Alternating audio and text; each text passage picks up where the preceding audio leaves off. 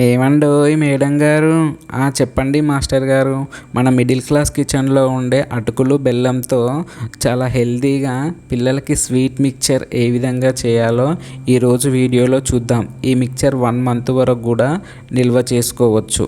దీనికోసం ముందుగా స్టవ్ పై పాన్ పెట్టుకొని 2 కప్పుల దొడ్డు అటుకులు వేసుకొని సన్నని మంట మీద ఈ అటుకులను కలుపుకుంటూ క్రిస్పీగా అయ్యేంత వరకు ఫ్రై చేసుకోవాలి.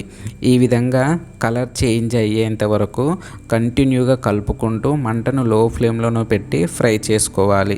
ఇక్కడ నేను చూపిస్తున్నాను చూడండి.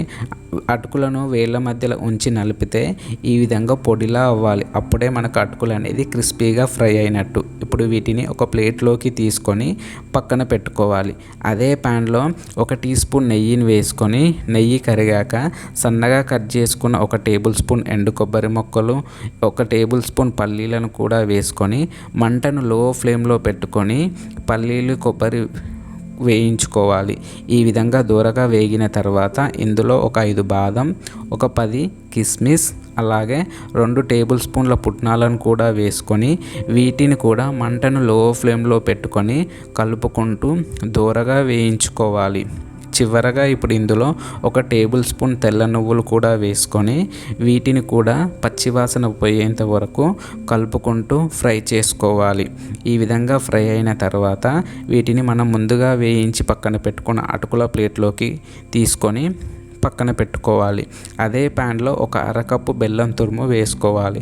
నేను ఇక్కడ 2 కప్పుల అటుకులకు అరకప్పు బెల్లం తురుము, అలాగే 1/2 కప్పు వాటర్ పోసుకొని ఈ బెల్లాన్నంతా సన్నని మంట మీద కరిగించుకోవాలి. ఈ విధంగా వీడియోలో చూపిస్తున్న విధంగా బెల్లాన్నంతా కరిగించుకొని ఈ బెల్లం అంతా బాయిల్ అవుతున్న టైంలో మనం పాకం అనేది చెక్ చేసుకోవాలి. ఇక్కడ పాకం అనేది తీగ పాకం వస్తే సరిపోతుంది. చూడండి, వీడియోలో చూపిస్తున్న విధంగా 2 వేల మధ్యన ఉంచి మనం ఈ విధంగా అంటే మనకి ఇలా తీగ అనేది వస్తే సరిపోతుంది. ఇప్పుడు స్టవ్ ఆఫ్ చేసుకొని మనం ముందుగా వేయించి పక్కన పెట్టుకున్న అటుకులు, పప్పులు ఈ పాకంలో వేసుకొని ఇవన్నీ కలిసే విధంగా చక్కగా కలుపుకోవాలి. ఈ విధంగా బెల్లం పాకం అంతా అటుకులకు పట్టించి కలుపుకుంటూ పాకాన్నంతా పట్టించుకోవాలి. ఇక్కడ చూడండి, మనకు అటుకులు అనేవి ముద్దలా కనిపిస్తున్నాయి కదా.